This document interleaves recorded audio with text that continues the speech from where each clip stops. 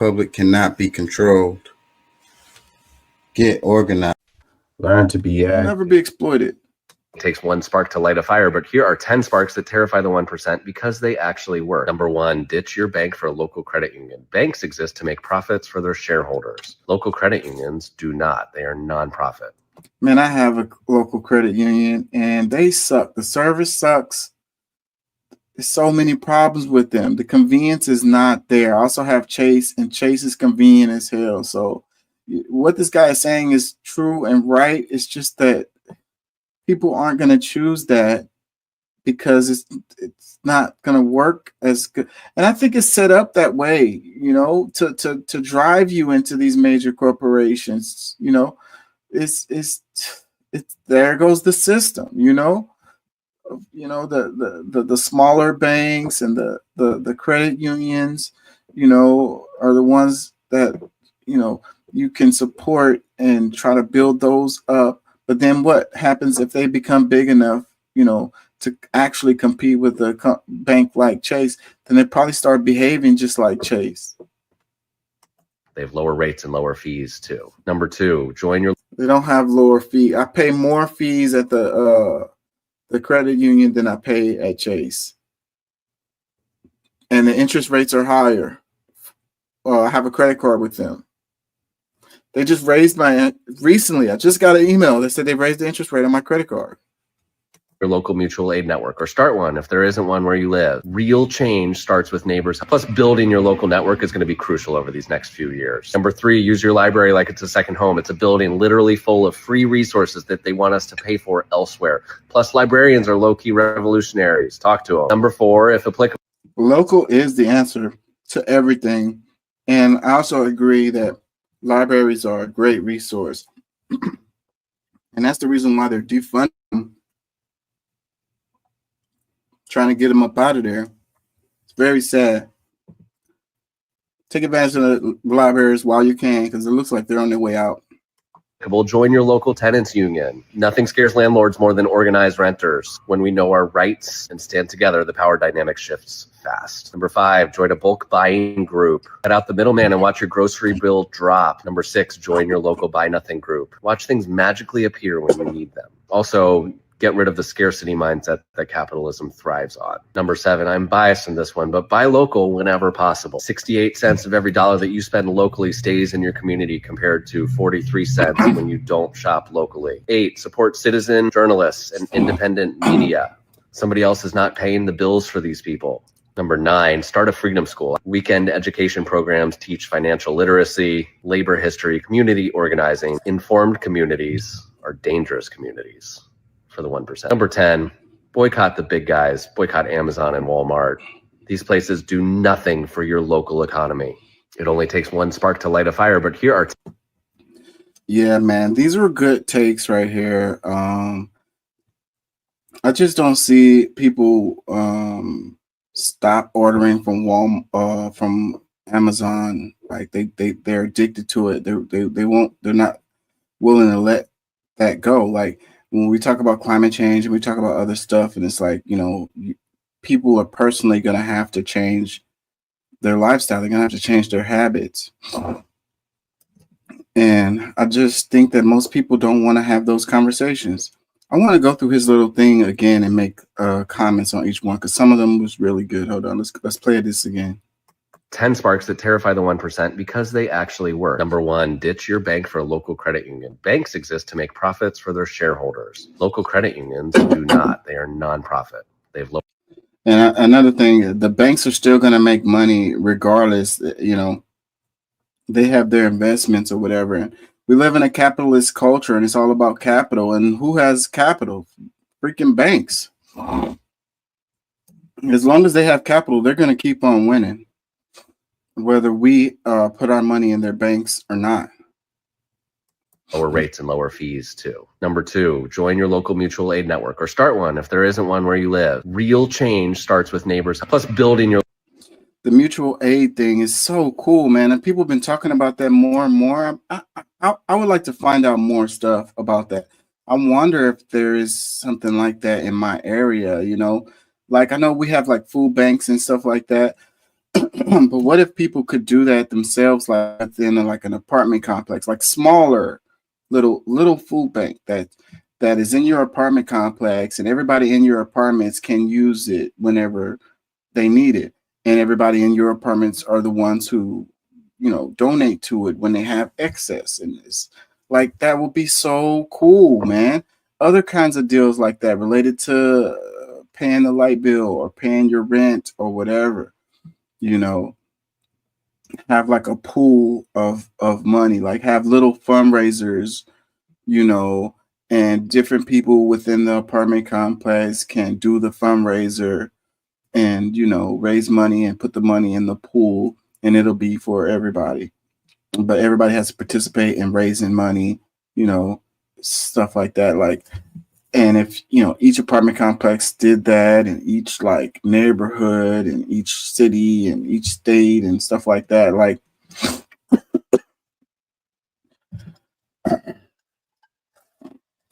excuse me, us waiting for the politicians to come and save us is not the answer. We got to save ourselves. But for us to do that, we got to work together as a team, and we got to pool our resources, and we got to come together, and we got to stop looking at our neighbor as our enemy. Your local network is going to be crucial over these next few years. Number 3, use your library like it's a second home. It's a building literally full of free resources that they want us to pay for elsewhere. Man, libraries are so good, man. It's so sad. Whenever I move to a new area, I always look and try to find where the closest libraries are, because I use them. And when my kids were smaller, I used to go to them all the time. It's a good place to go where you don't have to spend money, and it's fun, and it gives them something to do and a way to pass the time. And if it's really hot outside, like we're in Houston, it's the summer, and you need to go to somewhere that's cool, then you don't have much money to spend. The library is a really cool place to go and do that, and you can use the resources. You can print stuff.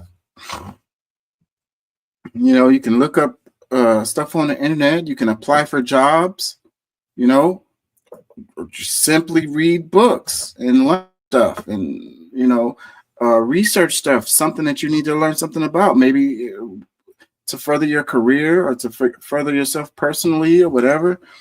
Really, really, really cool stuff, man. The library is one of the coolest things that we have, and I don't see it. I don't see it making it very much longer. They're defunding them like crazy. They're closing them down. They're stripping them of resources. They're stripping them of books, and it's really sad. It's really, really, really sad. I mean, the library is kind of like the fire department. It's like everybody can use it, it's for everyone, and it's a public good, and it's not for profit or whatever, and but the push has been this neoliberal style of things, which leads to privatization of everything. And they say, the private sector can do it better or whatever. So, and that's one of the arguments that people was making related to the freaking fires in LA. So now you're going to have people saying, well, we privatize the fire department because they're not doing the job good enough or whatever. And the private sector will do a better job. And the libraries, they're not serving a real purpose. We spending all this money on that or whatever. People could just go to the bookstore or whatever.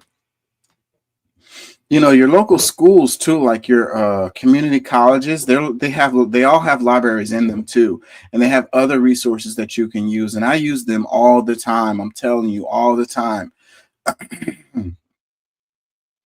I recently went to the community college. I had to print something, and I went there for that, and it was really cheap for me to print. Did I pay? I ended up praying for free. Yeah, I didn't even have to pay.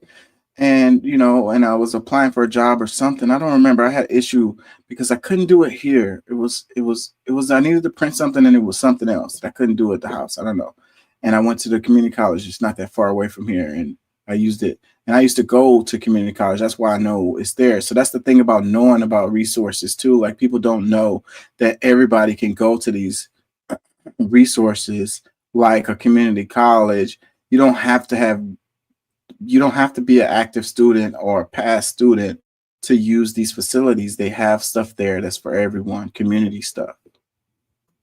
But the hood don't know anything about that. Plus, librarians are low-key revolutionaries. Talk to them. Number 4, if applicable, join your local tenants union. Nothing scares landlords more than organized renters. When we know our rights and stand together, the power dynamic shifts. I didn't even know they had like a tenants union existed. Maybe it's because I live in Texas. Texas is like anti-union state. So I don't know. They probably would bust that up. They probably would take us to jail if we tried to do something like that. Fast. Number 5, join a bulk buying group. Cut out the middleman and watch your grocery bill drop. Number 6, join your local buy nothing. Bulk buying group. That's really, really interesting, man. Really, really interesting. I mean, I wonder how that actually works. You know, you put your money together and y'all buy like the same stuff, and then y'all buy it in bulk, and then you save money. Like you go to Sam's Club or whatever to get toilet paper and detergent. I need to buy some detergent right now. Detergent, dishwashing liquid, stuff like that. Y'all put your money together and then y'all split up the stuff that y'all bought out of there. Wow. Never even thought of that.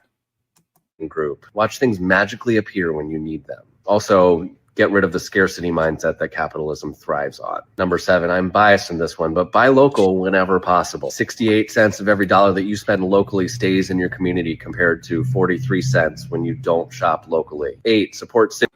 Yeah, so shopping locally means not Amazon. You know what I mean? It means not really Walmart, really. You know, it's the same thing. You know, you have the small little grocery stores. You have the small restaurants that you can get stuff from, you know, they appreciate you too, and you can establish a relationship. And I tell this story a few times on the show where, like, I remember when I was a kid and you could go to the corner store and it'd be like, you're a little short. You don't have the money, like you're a few cents short or a couple of dollars short. Or you're buying some eggs or some milk, some bread or something from the corner store, and the corner store person, you know, it'll be like the owner will be there and they will be like, cool, I know your mom, I know your dad, and y'all come in here like literally every day. Just next time you come in here, you cover what you owe, and you know, and they'll trust you to do that or whatever, you know. And that is gone mostly because these corner stores are owned by these big corporations now, and it's just an employee behind the screen, and they don't have the authority to make that call. And, you know, it's this separation that has happened between these companies and their customers, you know. So there goes that middleman, that bureaucracy again, the little buffer zone, you know, to separate the owners from their customers, and the customer service slips as a result of that. You know, they know you, they've developed a relationship with you, you know, and you frequent them because of how they treat you. You know what I mean? I have stores that I drive past because I don't like the way that they are in the store, and I go to the store that I feel better in, like the way that they treat me or whatever, the way they deal with me. But as far as going to the level of being able to be short, that's nowhere. That is dead, you know. But that was true when I was a kid. It was a real thing, and I saw it, and it happened for real in real life. Like, it's like an old man's tale now. The kids probably couldn't imagine going to the store and being short and them being okay with it and being like, you can come back tomorrow and pay, you know, the couple of dollars that you were short. It does not happen anymore. So that's the advantages of local, you know, and you keep them alive. You keep them going by supporting them. Like, it really makes a difference to them. The Walmart doesn't care. You know, you going into Walmart doesn't make any difference to them. They're going to be fine. McDonald's don't care. Amazon does not care. It doesn't matter. That's the reason why their customer service sucks, because they don't care. It's going to always be another person that's going to come in there and buy their stuff. So if you support the local places, it keeps them going, it keeps them alive, it keeps them in business. And they care. It makes a difference in their life. Some of these places, mom and pop places, it was a little restaurant I used to go to. It was a older man and an older woman that ran that place. And they knew my name, they knew my kids. They would recognize when I haven't been there in a while and like ask about it and stuff like that. Like, you don't get that at no freaking Amazon, bro. Citizen journalists and independent media. Somebody else is not paying the bills for these people. Number 9. Yeah, support independent media like me. Start a freedom school. Weekend education programs teach financial literacy, labor history, community organizing. Informed communities are dangerous communities. And that's like my motto right there, you know. An informed public cannot be controlled. And that's why they teach us what they want to teach us. And then the focus is on STEM. And STEM is cool, but STEM doesn't help you understand the world. Okay? You know, the arts help you understand the world. You know, that's what makes you a whole person. You know, and not to say that STEM is bad, but if you just have these analytical minds who are good with numbers, then you're missing a whole other part of what it is to be human. You're missing the whole rest of the world, the whole rest of how things actually work. You know, like, and these people really don't understand stuff outside of those numbers, you know? And so, but these are the perfect people to give orders to because they don't understand the implications of the stuff that they're doing. They don't think about it, or they just don't care. So these are the people that they want to hire in these corporations, somebody who has a STEM background, who doesn't really understand how all the parts fit together. You know, they don't understand what's really beautiful, you know.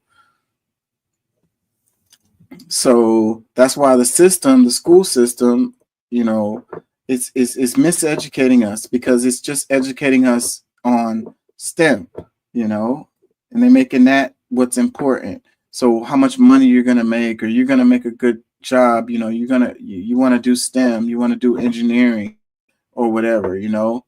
So, and that's it. So, you know, we don't need social workers or whatever. We don't need anthropologists or media production people, you know, like, I don't know. We're gonna have to educate ourselves. That's the reason why, like, with my daughter, I've never been really hard on her. As much as I love education and I'm kind of into education, I've never really been hard on her about her education as far as what they're teaching her in school, because I know that I have to fill the rest of that in. So, you know, whatever they're teaching you is whatever, but I'm going to tell you what the real deal is when you come home from school. Just do whatever they tell you to do so you can get through that. And I'm going to let you know what the real deal is. And you got to have to educate yourself at the end of the day. They want you to know it's just enough so that they can manipulate you and control you.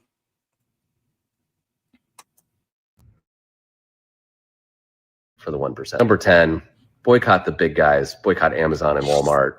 These places do nothing for your local economy. It only takes one spark to light a fire, but Yep, I cannot remember the last time I've been into a Walmart. I don't have an Amazon account.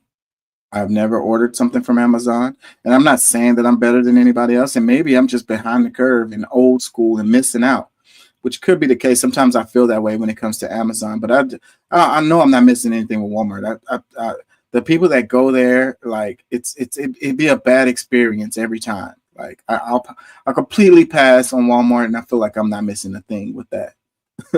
I might be missing something with Amazon because then I go to the mall or whatever, and I go buy something, and I'm probably paying double the price, like that I could probably get the same exact thing at a better price from Amazon. But you know, life goes on. Sometimes I think maybe it's better to live in the past on certain things. Let me read this. It says, these aren't just lifestyle changes, pressure points in the system. Each one creates small cracks in corporate power that can spread when we do them together. Your bank account isn't just your money, it's a vote. Your shopping habits aren't just personal choice, they're economic leverage. Your community connections aren't just friendships, they're the foundation of real power. The 1% didn't build their fortress overnight.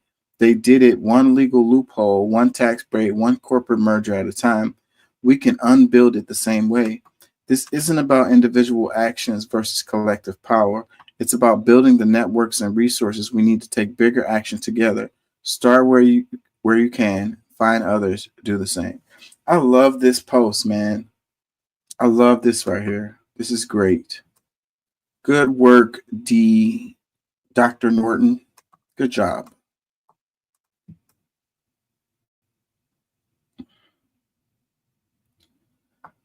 Comment. It says, also read Lenin. All this is the beginning of building a community, but capitalists will make an example of you. Another one. Why didn't you include firearm ownership? Come on, man. I mean, that's fine, but like just interjecting that, I guess you're just trying to disregard all the stuff he said because he didn't say anything about owning a gun. Like maybe that's just not his priority. You don't know about this guy. He probably has a gun. I mean, why make this comment? You're trying to disregard everything that he said. Another comment says, my local credit union owned by Bank of America. I think this is actually very common, and there are very few independent banks. I'm telling you, man. Yeah, this comment about why didn't you include firearm is bothering me because it's like, what are you trying to say? Like, we're talking about community. We're talking about coming together. It's like, I mean, okay, having a firearm is okay or whatever, but we're talking about community here right now. Like, having a firearm is like my neighbor is trying to rob my house, and I want to make sure that I have my protection of my property so I can shoot my neighbor in the head if he comes over here and tries to steal my stuff or whatever. Like, that's not the same conversation that we're having, bro. Like, that's divisive. That's like, I don't want to be in the community. I want to have my guns. The community is my enemy. I want to shoot them. Like, I mean, that might not be where this person is coming from, but that's the feeling I get. That's the vibe of leaving that comment underneath this particular post. Like, you came to this post and listened to this person talk about community and boycotting the big corporations and using libraries and then you put, why didn't you include firearm ownership? For what? To shoot who? And like, I get it. Like the stuff about like a tyrannical government, you need to have firearms. I agree with that particular argument. That the point is to have a well-armed militia in case you have a tyrannical government and you need to protect yourself from that government. And I agree with that. But your little firearm that you have in your house is not going to work against the government. They're going to come in and lay you out. You're not going to win that fight. You can't fight them that way. No, you can't. No, you can't. Stop thinking you can. No, you can't. You're like, oh, we got a group of guys, and we practice on the weekends and all of this, and we got cases of bullets, and, we have all these different weapons and stuff, and they're locked away and all of this. If something happens, and the guys are going to get together and, we're going to fight. Okay, bro. Like, they got tanks. They got freaking choppers. They got helicopters. They got freaking missiles, bro. Like, you don't have that, bro. You're going to lose, bro. You can't fight them in that way. Stop thinking like that. Oh, I'm a badass. I'll shoot the helicopter down. Okay, bro. Okay, Rambo. Good luck with that. Let me know how that goes for you. Investigate both sides of the argument. Come up with your own conclusion.